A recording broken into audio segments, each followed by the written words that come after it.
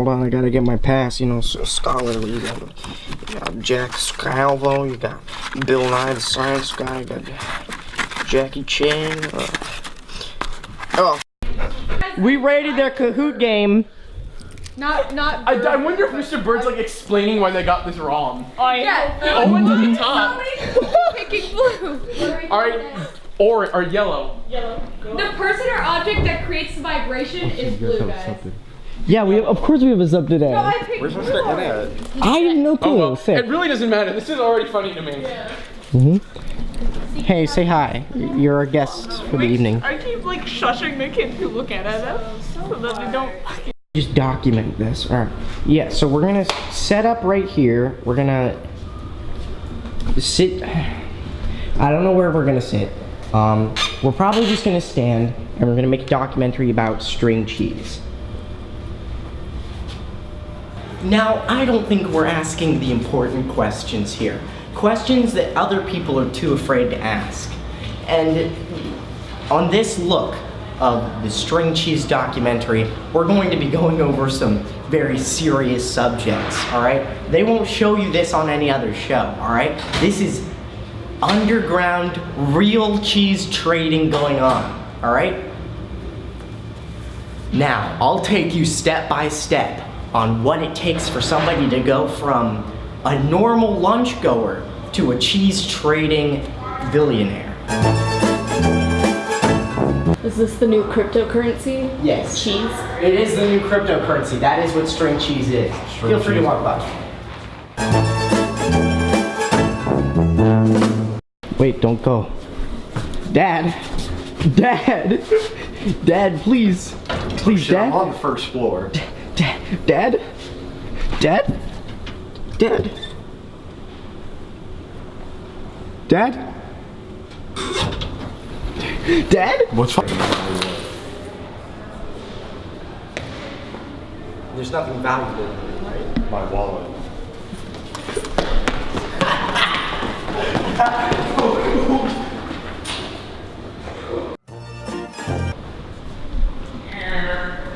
I'm taking over the cheese documentary now.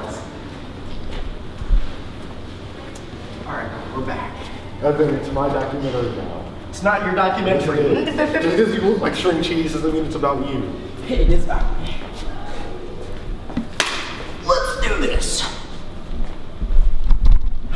I'm your host, Evan Davenport. Today we're gonna... Tell me when it's recording. It is recording. It's been recording. Good.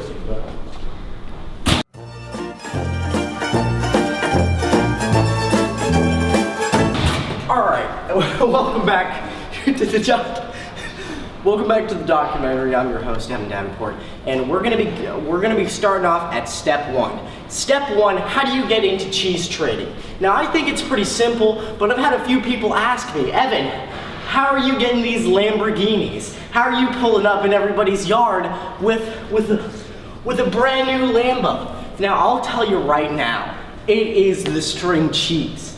If you want to get started with, I'm out of breath. I'm sorry. If you want to get started with the string cheese, it's simple. All you have to do, go to your cafeteria. You see, they like to hide the string cheese from you. You find a package with one of those ham sandwiches in it. Real simple, real clean, real well packaged. But you'll find that the truth is in there. You pop that sucker open, and there's string cheese in there.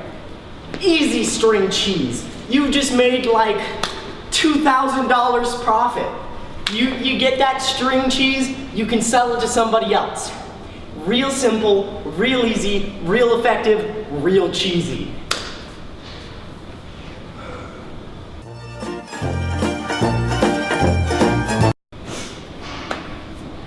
Now, let's take it to step two. Let's say you have acquired your string cheese and you're on your way to making a profession out of this elegantly crafted dairy product. Now, it's real simple how you go from having string cheese to making profit off of one of those babies. Now, you can do one of two things. You can either A, sell your string cheese to another hungry string cheese consumer, or you can do the more profitable option. Let's say there's a string cheese godfather around in your business. Now, he's gonna be wanting to take your string cheese, but you'll find that if you sell your string cheese to the right person in the right neighborhood, you'll end up with even more string cheese than you can handle. Profits will soar through the roof as long as you're selling to the right buyer. Another important fact about string cheese that you're gonna wanna keep in mind, it doesn't spoil. Once you put it in your pocket, you've got it forever. It's immortal. Yeah. Speaking of being immortal, there's a third option that they don't want to tell you about, but on this documentary we'll be going over. Once you've acquired upwards of 2 pounds of string cheese, you can successfully become immortal. All you have to do is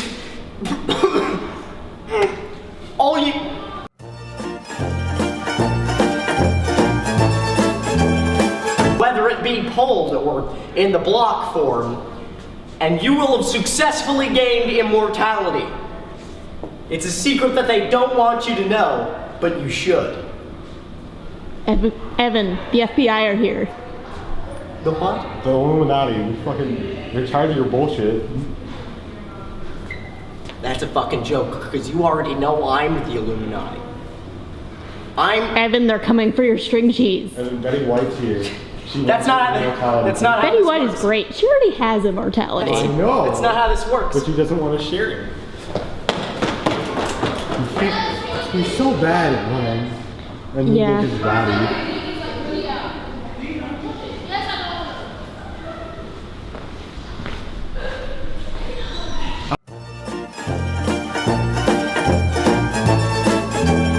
Location and do the third step in your successful cheese transition. He's like about to fall off and die. You know what? You know what? Put the camera right here. Look straight upwards. I got a plan. Evan. Don't worry, I'm not gonna commit suicide.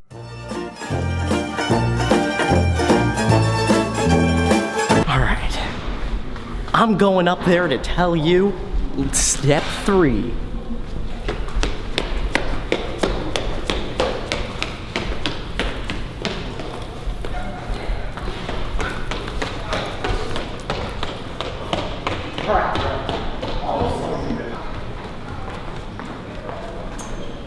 Alright, step 3 of the cheese trading business. Something real simple.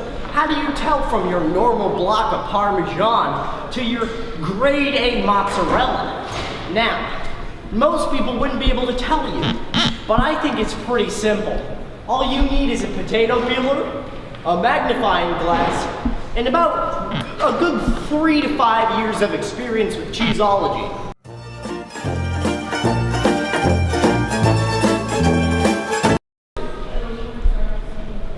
Look, when we get to the meth section, we'll go over the meth section, Jordan. When are you gonna get to the meth section? Not now.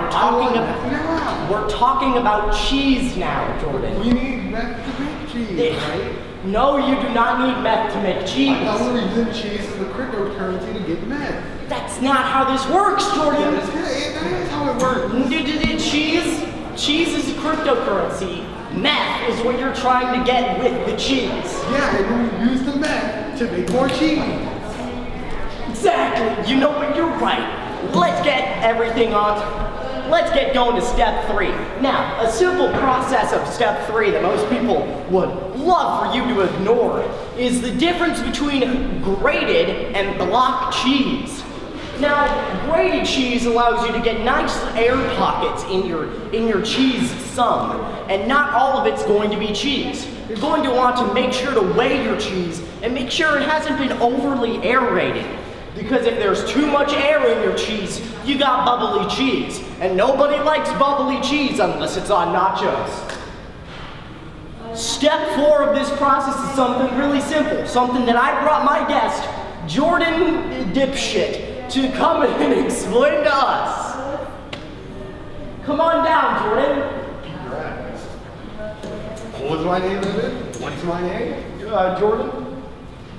Fucking thought to look at my titties while I take off my hoodie. All right, you heard it here first, folks. Jordan, please explain to me the relationship between cheese and methamphetamine. How much of meth am I getting paid when you tell you this? 2 grams. Count questions. Finn, Do the fucking segment. sorry, God damn it. All right, take it away, Jordan. What you do is you get the fucking meth from the butt from that guy whose teeth are worse than mine, aimed down from Alabama, get his fucking meth. And what you do is you throw it in the face of a lunch lady, burning through her eyes, and it has dish cleaner, well not dish, but drain cleaner in it, burning her rednecks, and you fucking steal all the string cheese, take that, you use that to buy more meth, and you keep repeating the process because you're a crazy person who's like making lunch ladies go alive. That's excellent, Jordan. You stay here while I take our viewer on to step number 5. Now, you may have heard some myths about methamphetamine, and not coming from anyone in particular. One thing that you're going to want to make sure to keep in mind is that you're not buying the cheese with the meth in it. When you infuse your cheese with methamphetamine, you want to be very careful to separate your yellow cheese from your white cheese. There's a very large difference between having your yellow cheese with methamphetamine and your white cheese with methamphetamine. It's Now- racism. Yes, it's cheese racism, an important 5th step in the process in infusing your cheese with methamphetamine. Now, a lot of people are going to ask, what's the difference between white cheese and yellow cheese? Now that's really simple. Yellow cheese won't have the methamphetamine stick to it too well. So what you're going to want to do is you're going to want to make sure to purify that. Now the simplest way to purify your string cheese in order to make sure it's a nice white consistency is you're going to want to apply a few chemical tactics. Specifically, just taking the methamphetamine and smashing it into the meat. Evan, are you just teaching us how to make crystal meth? No, that's not, no. Too many times. This isn't about crystal meth, this is about string cheese. Also, when you make something white, it's called using the Aryan Brotherhood method. Continue. Yes, thank you. All right. So once you have all of your yellow string cheese, sorted out, you only have that white cheddar, that fantabular, excellent, we're gonna have to calm it down a little bit around here. We have a few pussy ass bitches in this hood, if you know what I mean. All right. Yes, what he said, but I can't say that because I'm white. So once you have your white string cheese and you've successfully infused it with methamphetamine, then you've got yourself the string cheese. Now, the string cheese is a lot different from string cheese. The string cheese can be traded for large sums of money. And if put into the wrong hands, you can end up making a documentary about meth-infused string cheese. Is that not what we're doing? That is what we're doing, Jordan. Shut up. Oh, sorry, the joke was dumb. So now we're getting close to the cafeteria, and this is where you're going to find yourself the string cheese in question. Do you find the meth here too? No. Damn it, Evan! I mean Enlo, yes, but that's not important. Now, as you can see in there are some excellent, well-paid lunch ladies cleaning up the place. But little did you know, there is still string cheese in there.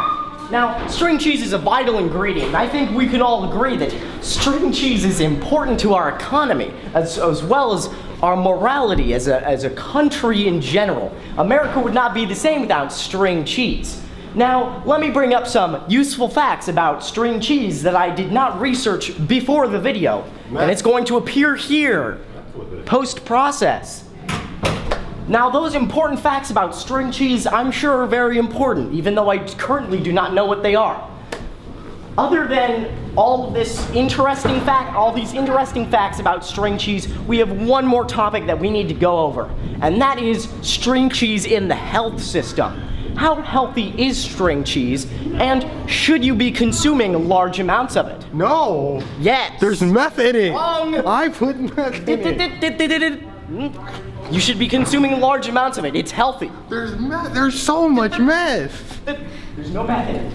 That's not how this works. Our school system is clean. I thought we were just making this up to talk about meth for an hour. All right, now we're getting back to the studio here. I'd just like to thank all of our viewers for paying for this string cheese fueled adventure, if you know what I mean. And, you know, as they say on the streets, if it's not Parmesan, it's DiGiorno. DiGiorno. But how do you deliver it to the store if it's DiGiorno? How does it get to the store, Evan? That's a valid question. Really? Next video. Next video.